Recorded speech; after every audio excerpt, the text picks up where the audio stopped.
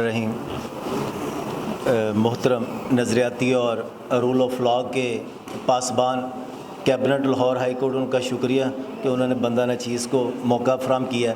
अर्ज़ ये है कि मेरे बहुत ही मोहतरम most senior legend Ahmed Awais साहब जो हैं, उन्होंने कानून और हर चीज़ हर के जो है लिमिटेशंस बताई।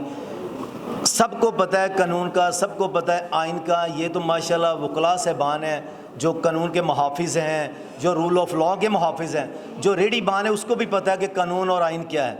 अर्ज़ ये है, गुजारिश ये है, जितने यहाँ सीनियर दोस्त बैठे हुए हैं, बड़े बड़े चैम्बर्स वाले बैठे हुए हैं, अर्ज़ ये है कि जब तक रूल ऑफ लॉ नहीं होगा, नवाज शरीफ जैसे भगौड़े आते रहेंगे और वो हुक्मरानी करते रहेंगे। जब तक रूल ऑफ लॉ नहीं होगा, भट्टो जैसे फांसी चढ़ते रहेंगे और ये लोग आवाम जो है उनको तमाशा बनाते रहेंगे। लेकिन अब तो 75 साल से जो कुछ हो रहा था दर पर्दा हो रहा था, लेकिन अब इतना फ्रंट फुट पे आके वो खेल रहे हैं कि ये जो 25 करोड़ आवाम है, इसको तो उन्होंने भेड़ बकरियां भी नहीं समझा। भेड़ बकरियां भी जो वो भी कहीं ना कहीं स्टैंड कर लेती हैं, लेकिन इन्होंने तो भेड़ बकरियों से भी इन्हें आगे नहीं समझ रखा। तो मेरी अर्ज़ ये है कि जब मुहर्रम आता है तो वहाँ पे बड़े बड़े जाकर, बड़े बड़े आलम बड़ी बड़ी फीसें लेके तकरीरें करने आ जाते हैं, और बड़े बड़े लोग जिन्होंने पूरे साल कमाई की होती है, कोई महफिल कराता है कि शायद इसकी वजह से बख्शिश हो जाए, तो वहाँ पे बड़े बड़े खिताब होने के बाद कहते हैं कि मौला हुसैन वहाँ पे कूफिये खामोश क्यों रहे। ये कूफिये हैं जो पाकिस्तान में इस वक्त बैठे हुए हैं। ये कूफा है, ये कूफा है। फलस्तीन में क्या कुछ नहीं हो रहा, पाकिस्तान में क्या कुछ नहीं हो रहा, ये कुआ है जब हर बंदा खामोश बैठा हुआ है।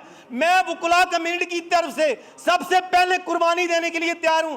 यहाँ पे बड़े सीनियर लोग हैं जिन्होंने अपने बच्चों की शादी भी कर ली हुई है, मेरे भी छोटे छोटे बच्चे हैं। मैं हर तरह जलने मरने के लिए तैयार हूं। खुदा के लिए पाकिस्तान में वाद एक दायरा वकुला कम्युनिटी का है जो इस वक्त पाकिस्तान को बचा सकता है, जो पाकिस्तानी अवाम को बचा सकता है, जो कानून को बचा सकता है, जो आइन को बचा सकता है।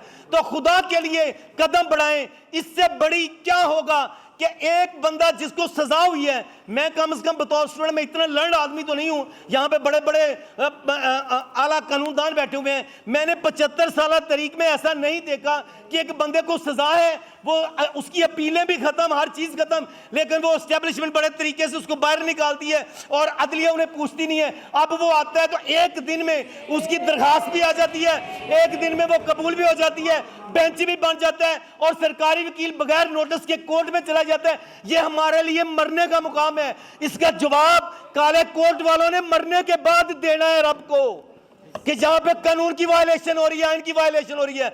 जिन आप जस्टिस साहबान को बड़े एहतराम से बुलाते हैं, जिन जजों को बड़े एहतराम से बुलाते हैं, ये हैं जिन्होंने एस्टेब्लिशमेंट को मजबूत किया है। ये जजेस साहबान हैं जिन्होंने एस्टेब्लिशमेंट को मजबूत किया है।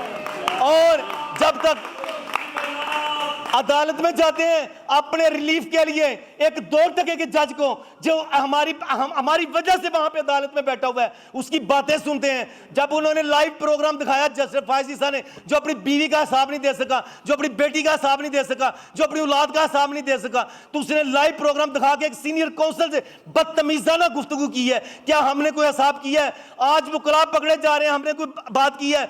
तो मैं बात कर रहा हूं कि यहाँ फलस्तीन की बात हो रही है, तो पाकिस्तान के बंदे जो बड़े बड़े यहाँ पे बड़े बड़े मुफक्कर, मुफस्सर, मुबल्लग, आलम, वली, पीर, फरीद सब फिर रहे हैं, किसी ने फलस्तीन के लिए कोई कदम नहीं उठाया। तो खुदा के लिए इस फोरम से मेरी आजिज़ाना दरख्वास्त है कि अपनी बतौर मुसलमान जिम्मेदारी पूरी करो। बतौर मुसलमान ये दुनिया फानी है। यहाँ पर मेरे मोहल्ले में एक लड़का था, जवान, शरीफ जवान, अचानक पता चला कि उसकी डेथ हो गई है। कैसे हुई है? कि उसको हार्ट अटैक हो गया। तो कोई पता नहीं अगले लम्हे जिंदगी रहनी है कि नहीं। जिंदगी को ऐसे जियो कि जैसे एक बंदा कहता था कि वो डटा हुआ है, जेल में है और डटा हुआ, और वो तारीख लिखी जाएगी, उसने अपनी जिंदगी गुजार ली, लेकिन कौम के लिए एक वो पैगाम दे गया। और यहाँ पे एक और मुल्क के सियासतदान है, उन्होंने एक बात की थी, या अल्लाह में मुझे माफ कर देना, तो अस्तगफिरुल्लाह, कि अल्लाह गफूर रहीम है, वो माफ कर देगा। तो मैं अल्लाह से नहीं डरता, फौज से डरता हूं। ये डर कौम का वकला ने खत्म करना है। तो खुदा के लिए बाहर निकलो। अल्लाह पाक आपको सलामत रखे। जब तक रूल ऑफ लॉ की हुक्मरानी नहीं होगी, इंसाफ नहीं होगा, जब तक इंसाफ नहीं होगा, अब हाशा वल्ला हल्फन में बात कर रहा हूँ, मेरा ज़िला ननकाना है, वहाँ पे एक कस्बा है सैयद वाला, वहाँ पे एक औरत है, उसके पास ज़मीन है, बेवा है बेचारी, प्रॉपर्टी है। तो जो मुखालफीन है, उसका एक शरीक मुखालिफ है, वो पुलिस में सिपाही है, उसने उसके घर जाके दिन दिहाड़े डकैती की, वारदात की, सब कुछ किया।